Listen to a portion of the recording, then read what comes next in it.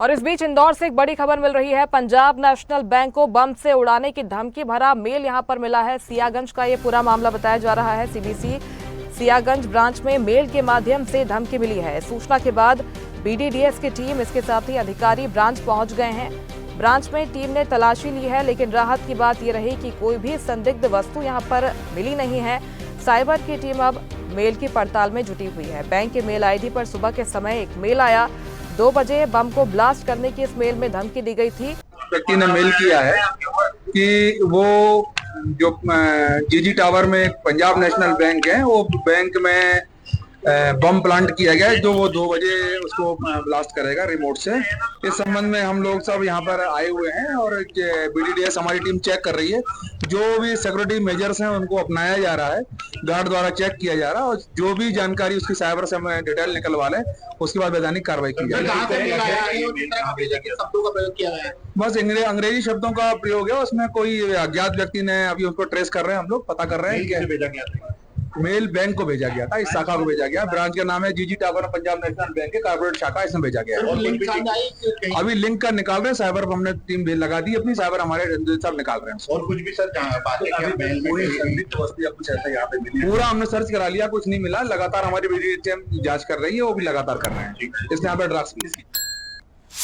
और इस खबर पर ज्यादा जानकारी के साथ इंदौर ब्यूरो चीफ चेतन हमारे साथ जुड़ गए हैं। चेतन, अधिकारी कह रहे हैं कि अच्छी बात है कि कोई संदिग्ध वस्तु यहां पर मिली नहीं है, लेकिन कई सवाल हैं कि आखिर ये मेल कहां से आया है। अब किस एंगल से पुलिस आगे जांच में जुटी हुई है? देखिए मुस्कान, सबसे बड़ी बात है कि सुबह जो बैंक की जो मेल आईडी है, उस पर करीब सुबह की बात है जब एक बैंक को उड़ाने के लिए इंग्लिश शब्दों में मेल किया गया। उसके बाद लगातार साइबर टीम की जो साइबर सेल और साइबर टीम की जो अधिकारी वो लगातार ये मालूमात कर रहे हैं कि यह मेल कहाँ से आया और किस लिए आया, क्योंकि पहली बात नहीं है जब इंदौर में इस तरीके का मेल आया। सबसे पहली बात बता दूं कि इंदौर में एयरपोर्ट को उड़ाने के बाद कहीं ना कहीं जो स्कूलों को उड़ाने की भी कहीं ना कहीं धमकी दी गई थी। उसके बाद आज सुबह की बात करें तो आज बैंक को उड़ाने के लिए जिससे धमकी दी गई, उसके बाद बता दूं सियागंज के जो थाना प्रभारी है वो सीधे तौर पर सियागंज में जो ब्रांच है पंजाब नेशनल बैंक की, वहां पहुंचे हैं। तमाम जो अधिकारी लगातार जांच कर रहे हैं, और सबसे बड़ी बात है कि उन्हें किसी भी टाइप का वहां पे इस टाइप की कोई वस्तु नहीं मिली जो वहां पे जो बारूद वाली हो या जो बम टाइप की हो, क्योंकि जिस तरीके से जो धमकी मिली थी उसमें लिखा था कि 2 बजे के दरमियान आज दोपहर में उसे उड़ा दिया जाएगा। रिमोट कंट्रोल उस आरोपी के हाथ में जिसने मेल किया गया है। पर पूरा जिस तरीके से बम स्क्वाड की टीम और लगातार अधिकारी सर्चिंग कर रहे थे, पूरा क्षेत्र उन्होंने नाकाबंदी कर हर जगह मालूमात करी, हर जगह सर्चिंग करी, हर जगह बम स्क्वाड के अधिकारी पहुंचे, पर कुछ भी इस तरीके की चीज नहीं मिली। तो ये कहीं ना कहीं अफवाह है, पर यह पहली बार नहीं है जब इस तरीके का मेल आया। लगातार कई जगह ऐसे मेल आते रहते, पर इस मामले को काफी सीरियस तरीके से लिया गया है और लगातार जो साइबर के जो अधिकारी है ये मालूम करने में लगातार प्रयास कर रहे हैं कि यह मेल कहां से आया और किस लिए आया और किस व्यक्ति ने किस काय के लिए यह मेल किया गया है। जी बिल्कुल चेतन, एहतियातन बैंक को खाली तो करा लिया गया है। अच्छी बात है कि कोई संदिग्ध वस्तु यहाँ पर मिली नहीं है, लेकिन फिलहाल क्या स्थिति है? कि अभी भी वहाँ पर पुलिसकर्मी मौजूद हैं, क्योंकि सुरक्षा बढ़ाने की बात भी अधिकारियों की तरफ से कही जा रही थी। मुस्कान, अगर बात की जाए तो सियागंज के बैंक के अंदर भी करीब 3 से 4 पुलिसकर्मी वहाँ मौजूद हैं और कोई संगीन वस्तु नहीं मिली है। और आसपास का जो क्षेत्र है वहाँ भी तलाशी कर रही है, क्योंकि सुरक्षा में जो लगे अधिकारी, उनका कहना है कि वो जरा से भी लापरवाही नहीं चाहते। अगर जिस तरीके से मेल आया तो वो इसको लेकर काफी सतर्क हैं। वो पुलिस के जो आला अधिकारी वो भी लगातार इस ओर ध्यान दे रहे हैं। शाम तक पूरे क्षेत्र में नाकाबंदी कर दी गई और जो बैंक की सुरक्षा है वो कहीं ना कहीं बढ़ा दी गई है।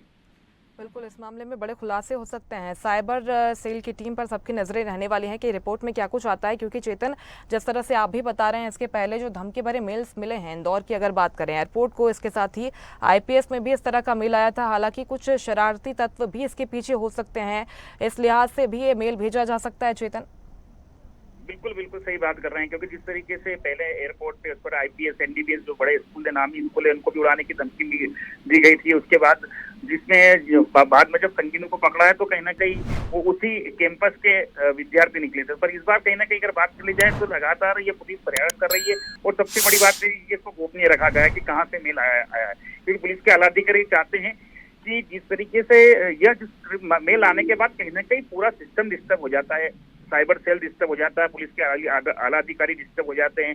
और सबसे बड़ी बात है कि लापरवाही वो करते नहीं है, क्योंकि हमेशा हमने देखा है जब भी कहीं इस तरीके की मेल भरे, अगर मेल बड़ी धमकी आती है, सबसे पहले वहाँ पे आसपास जो थाने के अधिकारी वो पहुंच जाते हैं, फिर BDDS की टीम, फिर बम स्क्वाड की टीम, तमाम जो अधिकारी पहुंच जाते थे। काफी समय भी खराब होता है, पर इस ओर अब कहीं ना कहीं एक बड़ा ध्यान रखना चाहिए। और जो भी आरोपी इस तरीके के मेल करते हैं उन्हें काफी ऐसी सजा देना चाहिए कि कोई भी बाद में इस तरीके की गतिविधि में लिप्त नहीं है और कोई अपराधी इस तरीके के मेल नहीं करे, और जो सिस्टम है कहीं ना कहीं वो डिस्टर्ब नहीं हो, क्योंकि एक मेल के कारण कहीं ना कहीं कितने अधिकारी डिस्टर्ब होते हैं, वो क्षेत्र डिस्टर्ब होता है। तो इस तरीके के अपराधियों पर बड़ा शिकंजा कानून को कसना चाहिए, ताकि दोबारा ऐसा कोई भी मेल व्यक्ति नहीं करे। उसे ध्यान रखे कि अगर अपन इस तरीके का मेल करते हैं तो कहीं ना कहीं एक बड़ा शिकंजा कानून का उसके ऊपर कसा जाएगा। जी बिल्कुल, सबके बावजूद सूचना मिलते ही सुरक्षा एजेंसियां अलर्ट मोड पर है। ये मेल कहां से आया है, किसने भेजा है, हर एंगल से अब जांच की जा रही है। बहुत शुक्रिया चेतन आपका जानकारी के लिए। लेटेस्ट खबरों के लिए लाइक, फॉलो और यूट्यूब पर सब्सक्राइब करें, बेल आइकन दबाएं, साथ ही विजिट करें swedeshlive.com पर।